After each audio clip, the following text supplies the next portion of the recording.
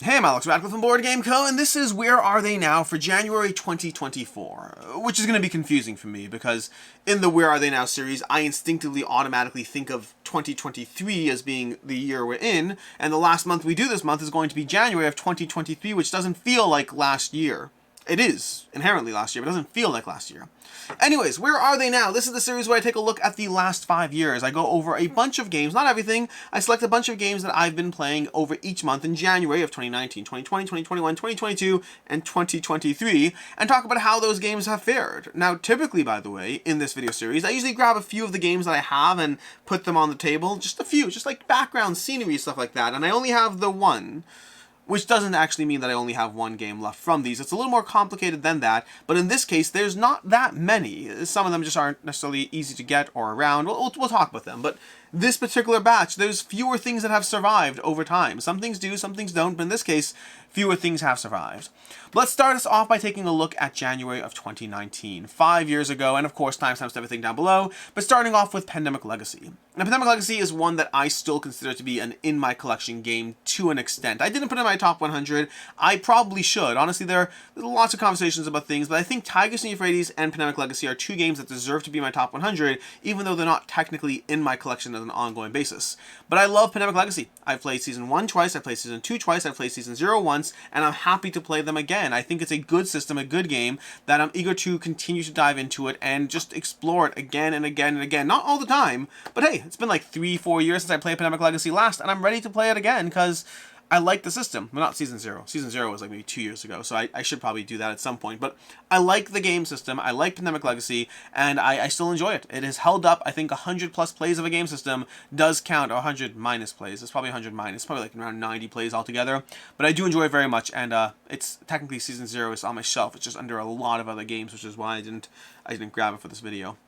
Anyways, moving on to other ones, we have Seventh Continent. Seventh Continent is a slightly interesting one. This is one of the few 5/5s that I've left in my collection, and then it came back, and then it left again. But a big part of that is because I have Seventh Citadel coming, so like it's kind of like in that vein. Of course, I want it all, but it's the same reason I get rid of games like Tainted Grail, or I don't even have good examples offhand. But it's just too much of a good thing. Tainted Grail, to give you context, is because they have Kings of Ruin coming, and then they have an old one. I'd rather play Kings of Ruin. So same problem with Seventh Continent and Seventh Citadel. So I love Seventh Continent. I still recommend it. I just prefer Seventh Citadel, so I'm holding off for that one. But it's still a good game. I've played not hundreds.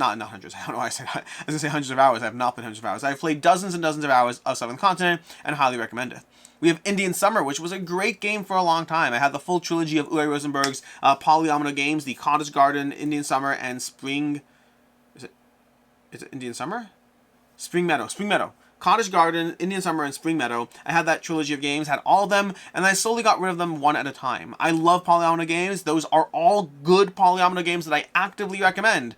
But I have only so much room for any genre, and Polyomino games, I'm already pushing the boundaries of how much time I have, and so while I do enjoy and recommend all three of those, it didn't hold up forever. We have Caverna Cave vs. Cave, a good game that I enjoyed, and I think I prefer original Caverna. I actually had original Caverna, played that, got rid of it, then played original Caverna, okay, have Caverna, played that, got rid of it, played Caverna Cave vs. Cave. It's like Agricola 2-player. It's a good one, but not necessarily a great one. And I have Caverna back because I think Caverna is fantastic. Although I don't play it that much. It falls into that Eurogame kind of pit where so many large Eurogames, not enough time, but it is an excellent one that I do recommend. Caverna. More so than Cave vs. Cave. Cave vs. Cave is good. They have an expansion for it. I think it's a good game. I just, again, limited time and all that. And then lastly, we have Coimbra. Coimbra, which has definitely stood fine. It's Coimbra. I think I played it for the first time in January 2019. I think. I'm not certain. I have to go look at my app. Most of the time I try to choose games that were new to me that month, but not always. But Coimbra is one that I'm still playing. I still actively like it a lot. The only reason it's not here is I accidentally left it at a friend's house because we're hoping to play it tonight, so it's not here, but that's why it would be on the table. Coimbra is amazing. It is continuously one of the Euros that I hold other Euros against. Now, everyone's going to have their own standard for what that Euro is. For me, one of those is definitely Coimbra. It is up there for me, and I think it's absolutely fantastic. In January of 2020, we have Air, Land, and Sea, where I played this for the first time. It was one of the first reviews that I ever put out on the channel, Air, Land, and Sea. I no longer have that one, but instead I have Critters at War, the newer version of it, and I think it's a delightful game. I think Critters at War, Air, Land, and Sea, it's a good game experience. I continuously play it, talk about it. It rose to my top 10 of all time this year, which is a little insane to me, but I just find that I find it continuously holds up to the mind game of a play, the combination of bluffing, retreating, of card play. I think Airland & Sea it's definitely one that holds up. Glen More II, on the other hand, is one that I've had a mixed experience over the years. It is one of the earlier, like, not really reviews I did on the channel, I reviewed it later, but I did a kind of a should you play thing at one point on Glen More. I liked Glen More, but I didn't love Glen More. It worked for me, and also historically, I've continuously tried getting it played past the basic game, and continuously I find that I end up playing with new people, and no one in my group ever loves it. They're always like, this is fine, but I've had a hard time playing it again and again, which means I'm not able to actually get the modules or the expansions or all the other stuff played for the game. So I do like Glen More II, and I'm happy. Like, this is the kind of game that if you're at a convention, you want to play Glen More II and you know the modules, please ask me to play. I will. Well, I'd say I'd happily play, but it's situationally, if I don't have other things going on, I'll happily play it. I do want to play Glen More II and all the modules. I like the game. The base game as is not good enough for me. It's good. It's very, very, very good. But in the realm of so many great games holding their own over time, Glen More doesn't, for me. And the modules might change that, but I have to play those to know for sure.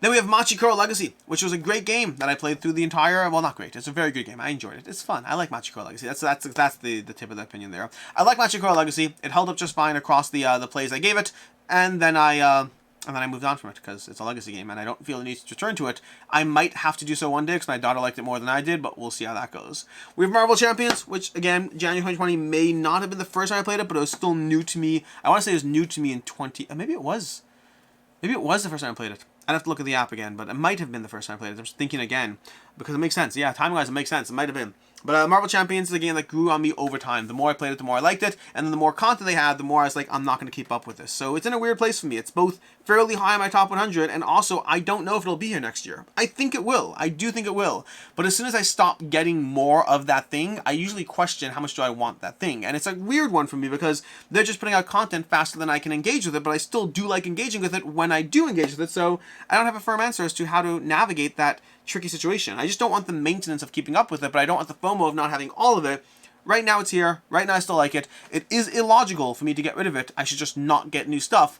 But illogical or not, that's the feelings I have. So we'll see. I think it'll be here next year. I just don't know for sure.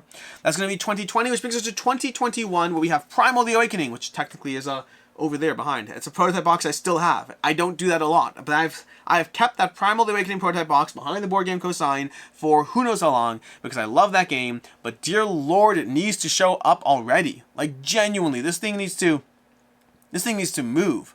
Anyways, Primal is delightful. I love it, but I haven't actually played it more since then, so I just want it to show up already. I thought it was going to be showing up halfway through last year, and it's not, so...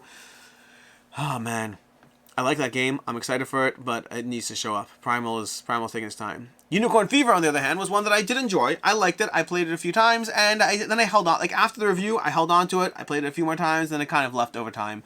I like Unicorn Fever. It's a re-implementation of Horse Fever. I think that the theme, I can't get past the theme. The gameplay is actually pretty solid, but I can't get past the theme as being too silly, and it's a very strong contrast for how good the game is, which is not amazing, but it's a good game. It's a good game. I think I gave it a 4 to 5, and I think I hold by the gameplay of that. But I can't get past that. Like, I never really...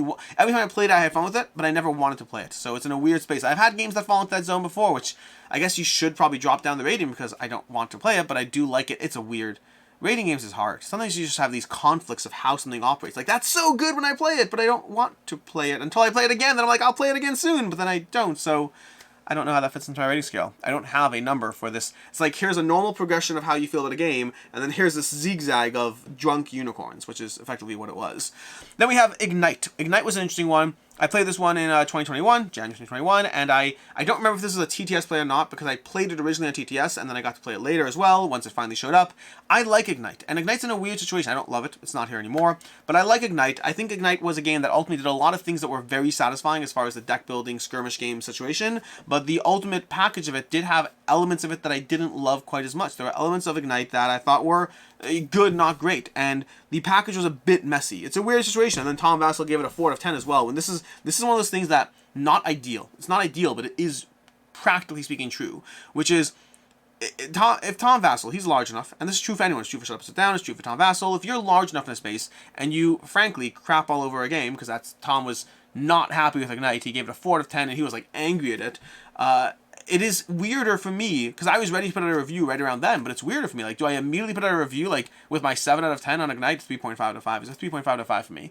Like, again, lots of things I like, some complaints. And it's weird, because, like, I don't want to. I kind of want to let the game breathe for a bit. Like, whoa, this game just got majorly trashed on. Let it breathe for a bit and come back to it later. The reverse is true as well. If someone's very positive or very negative, I don't want my review to follow the next day. I want, like, let's breathe. I don't want if you give a game 10 out of 10s and I'm coming back with a 4 out of 10, with a 3 out of 5, I don't want to be compared immediately to that rating. I want to let things breathe a bit, which is just the nature of largely strong or negative, strong reviews. Negative or positive, strong reviews. Then we have Mutants. Oh, Primal again. Like, it didn't stand the test of time. It was a good game that I really enjoyed elements of, but I do feel it needed some additional playtesting to get it where it needed to be. That's where it is.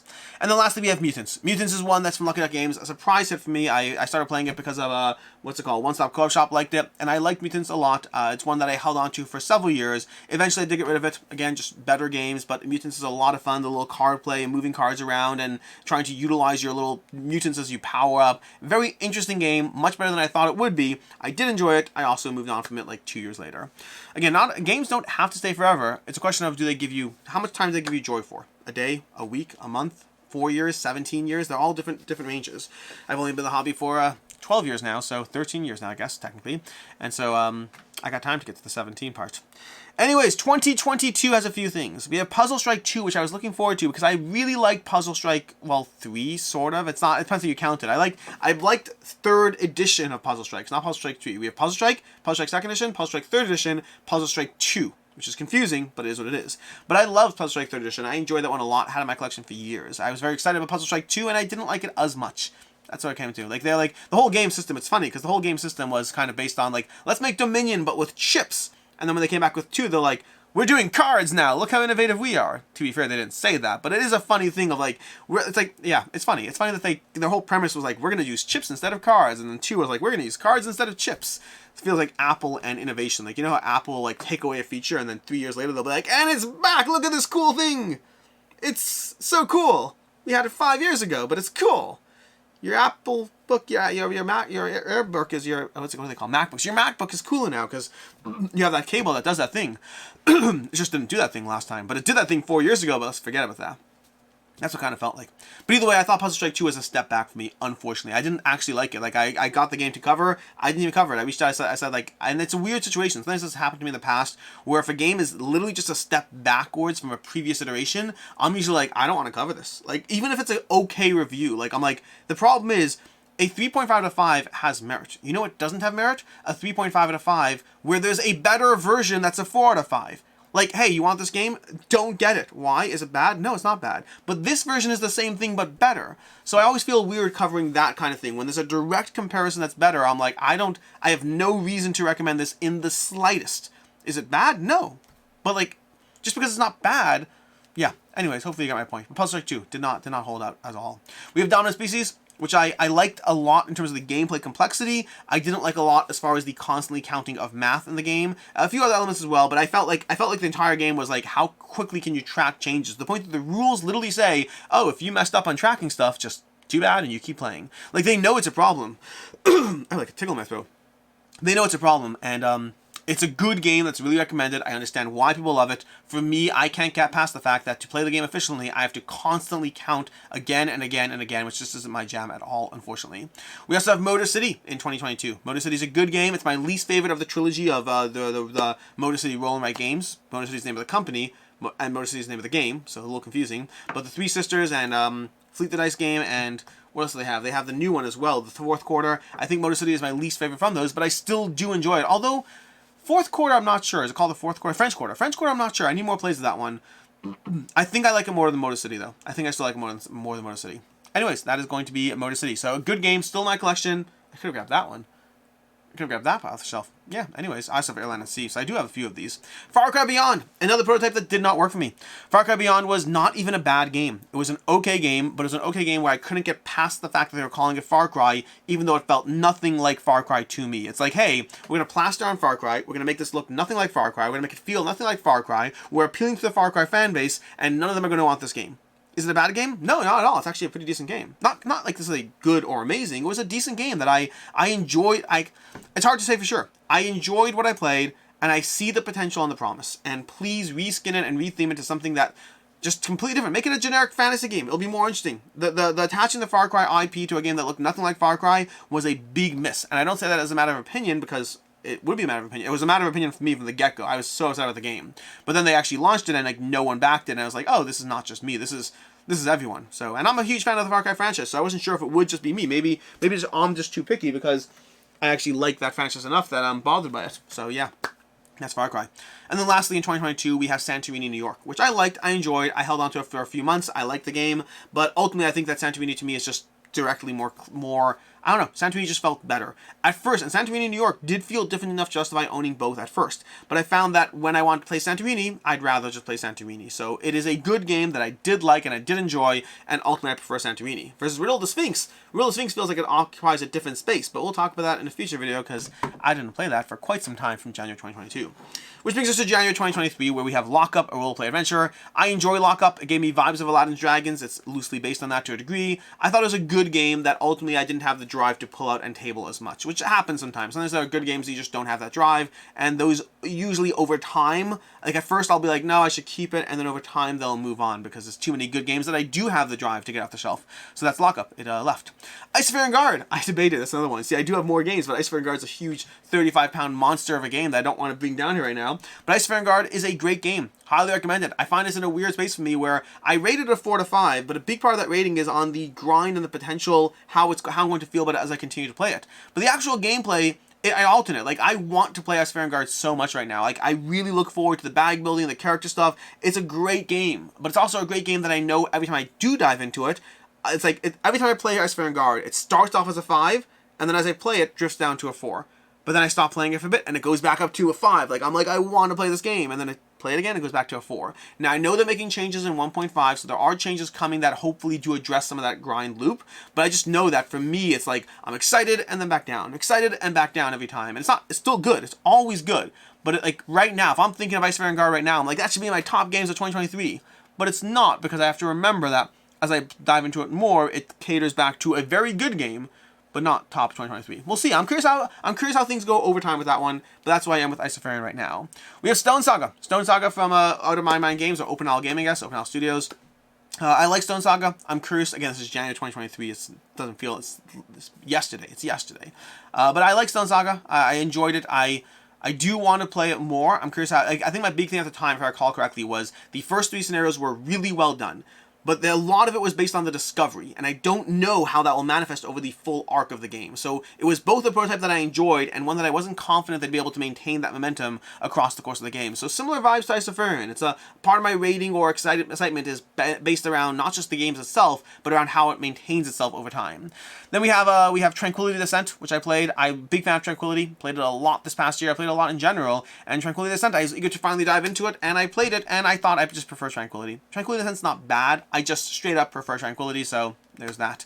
And then lastly, we have Roleplay Adventures, which started off really strong for me. I really liked it. I think over time, I thought the actual mechanics of the game didn't hold up to me over time. So over time, it did kind of go down a bit for me, and that's why like it technically left my collection, but only because I finished it. I may still play through the second the new content. I might still play through it. I don't know if I will or won't. Time will tell on that one. But that is where things left off with Roleplay Adventures.